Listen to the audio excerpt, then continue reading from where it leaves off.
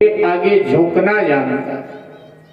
यद्यपि हनुमान जी के बराबर का कोई भी योद्धा उस दल में नहीं है, फिर भी श्री हनुमान जी महाराज ने सबको प्रणाम किया।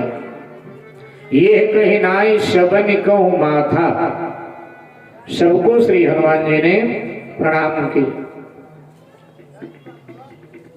हनुमान जी कहते हैं कि बड़ा कार्य करना चाहते हैं, सफलता प्राप्त करना चाहते हैं, तो कृपया सबको प्रणाम करें। सो हनुमान जी ने सबको प्रणाम किया। ये कही नाई सबन कहूं माथा, ऐसा कहकर हनुमान जी ने सबको प्रणाम किया। और अब समुद्र के किनारे एक सुंदर नाम की पहाड़ी है,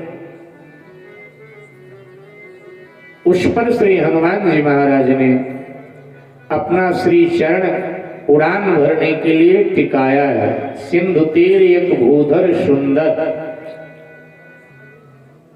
और जय श्री राम कह करके जैसे अपने दाहिने श्री चरण से पहाड़ी को दबाया, तो हनुमान जी के पदभार से पहाड़ी रसातल में चली गई और हनुमान जी उछल करके अंतरिक्ष में, वानरों ने जय जयकार किया, बोलिए श्री हनुमान जी महाराज की जय। वानरों ने जय जयकार किया। हनुमान जी लंका की ओर कैसे जा रहे हैं? तुलसीदास जी कह रहे हैं कि राम बाण की तरह जा रहे हैं। आपने औषधियों पर पढ़ा होगा, दवाइयों पर पढ़ा होगा या सुना होगा, लेकिन आपने कभी ऐसा नहीं पढ़ा होगा कि हनुमान जी की गदा औषधि या शंकर जी की त्रिशूल औषधि या दुर्गा जी की तलवार औषधि। आपने जब भी पढ़ा या सुना होगा, यही पढ़ा सुना होगा राम बाण औषधि। अभिप्राय क्या है? भगवान श्री राम का बाण एक बार जब तर्कस से निकल जाए तो फिर अपना लक्ष्य भेदन करके ही वापस आता है। ऐसे हमारे श्री हनुमान जी महाराज जब एक बार लक्ष्य की ओर निकलते हैं तो जब तक लक्ष्य मिल न जाए तब तक वापस नहीं लौटते हैं। लक्ष्य प्राप्त करके ही श्री हनुमान जी महाराज वापस लौटते हैं। इसीलिए तुलसीदास जी ने राम बाण से श्री हनुमान जी महाराज की उपमा दिया। बाबा जी ने लिख दिया कि सिंधु तीर एक भूधर सुंदर, कौतुक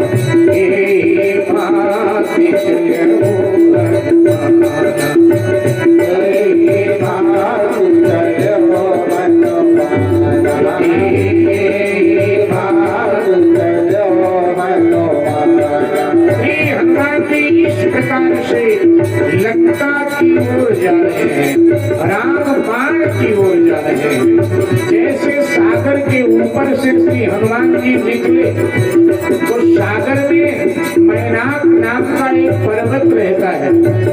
ये महाराज हिमाचल का पुत्र है। पार्वती जी का ये भाई है, शंकर जी का ये साला है, इसका पूरा शरीर स्वर्ण का है, अथवा इसमें बड़ी बड़ी स्वर्ण की खाने। मेरे भाई बहन,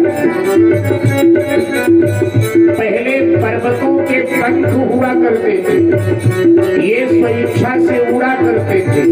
हमारे भारतीय दर्शन में पर्वतों को जीवधारी बताया है, तो ये उड़ा करते थे।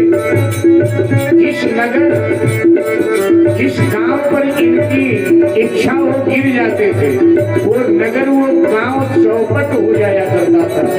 जब देवराज इंद्र को इसका पता चला तो देवराज इंद्र ने पर्वतों के पंख काटने प्रारंभ कर दिए। देवराज इंद्र ने सभी पर्वतों के पंख काट डाला, मैनाक बचा।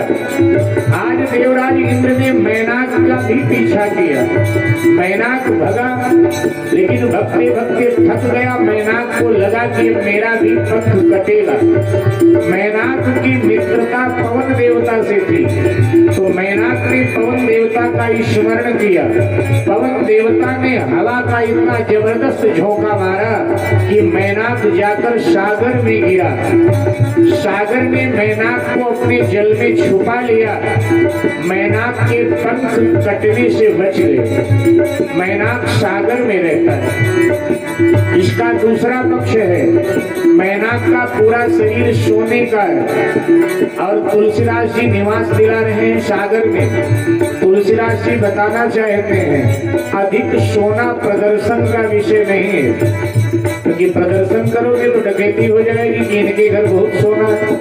तो क्या करें, सोना आपके पास है अच्छी बात है, लेकिन प्रदर्शन मत कीजिए। सोना लॉकर में अच्छा लगता है, अथवा तो घर में उसको छुपा करके रखिए। इसीलिए मैनाक को तुलसीदास जी सागर में जगह दे देते हैं, छुप कर रहता है। सागर ने मैनाक से कहा, तुम्हारे मित्र पवन का बेटा हनुमान लंका जा रहा है, थक गया होगा, तुम जल के ऊपर जाओ और अपने शरीर पर हनुमान को आराम करा दो।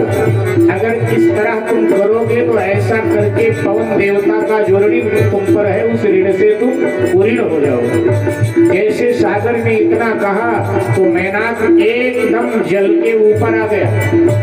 हनुमान जी का रास्ता रोक लिया। हनुमान जी से बोला, हनुमान जी तुम मेरे भतीजे लगते हो, मैं तुम्हारा चाचा लगता हूँ, तुम्हारे पिता पवन देवता से मेरी बहुत जबरदस्त मित्रता है, उनका मेरे ऊपर ऋण है, तुम थोड़ी देर आराम कर लो, थक गए होंगे। ऐसा अगर करोगे तो मैं आपके पिता के ऋण से ऋण हो जाऊंगा, तो थोड़ा आराम करो। हनुमान जी ने मैनाक का चरण स्पर्श किया। हनुमान जी ने मैनाक को प्रणाम किया और प्रणाम करके हनुमान जी ने मैनाक से कहा, हनुमान ते ही परसा कर पुन कीन प्रणाम, राम काज कीन्हे बिनु मोहि कहा विश्राम। हनुमान जी ने कहा मैनाक से कि जब तक मैं भगवान श्री राम का कार्य पूर्ण न कर लूं तब तक मुझे आराम नहीं करना है। ये कहकर हनुमान जी आगे निकल गए। मैनाक जहाँ से आया था वहाँ चला गया। मेरे भाई बहन, हनुमान जी का दर्शन बड़ा ऊंचा है। हनुमान जी हमको आपको बताना चाहते हैं कि एक बार जब लक्ष्य की ओर निकलो तो जब तक तुम्हारा लक्ष्य तुम्हें मिल न जाए तब तक कृपया विश्राम मत कीजिए। अगर विश्राम में अटक गए, भटक गए तो विश्राम ही हाथ लगेगा, तुम अपने लक्ष्य को चूक जाओगे। इसलिए तब तक विश्राम मत करो जब तक तुम्हारा लक्ष्य तुम्हें न मिल जाए। जब तुम्हारा लक्ष्य तुम्हें मिल जाएगा तब तुम विश्राम करना। ये हनुमान जी अपने माध्यम से हमको आपको संदेश दे रहे हैं, आदेश दे रहे हैं, उपदेश दे रहे हैं। और यहाँ से श्री हनुमान जी महाराज आगे बढ़े।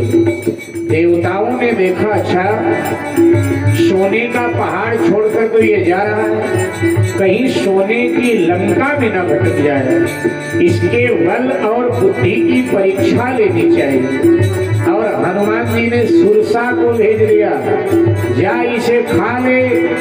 सुरसा आ गई। मेरे भाई बहन थोड़ा सावधानी से सुनिएगा। हनुमान जी सीता खोज के लिए जा रहे हैं। सीता माने भक्ति।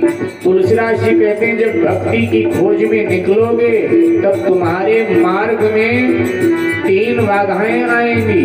जो 3 बाधाओं को पार कर जाता है भक्ति उसे ही मिलती है। जो इन 3 बाधाओं को पार नहीं कर पाता भक्ति उसे नहीं मिलती है। भगवान से मिलने निकलोगे तो 5 बाधाएं आएंगी। कल भरत जी के मार्ग में 5 बाधाएं आई। भरत ने 5 को पार किया, भगवान का दर्शन हो गया। ऐसे भक्ति के दर्शन के लिए निकलोगे तो 3 बाधाएं आएंगी। आकाश से आएंगी, पृथ्वी से आएंगी, पाताल से आएंगी। तीनों ओर से बाधाएं आएंगी और इन तीनों को पार करोगे तो फिर तो भक्ति तुम्हें मिल जाएगी, भक्ति का दर्शन तुम्हें हो जाएगा। अगर पार नहीं कर पाए तो फिर तो भक्ति का दर्शन मुश्किल है। मेरे भाई बहन, आकाश से पहली बाधा देवता डालते हैं, सो देवताओं ने बाधा डाल दिया, सुरसा को भेजा है। अच्छा, सुरसा का परिचय क्या है? सुरसा का रामायण में बड़ा विचित्र परिचय तुलसीदास जी ने दिया। बोले सुरसा नाम अहिन माता, ये नागों की माता है, नागों को जन्म देती है। देवताओं के द्वारा भेजी गई सुरसा जन्म नागों का देती है। मेरे भाई बहन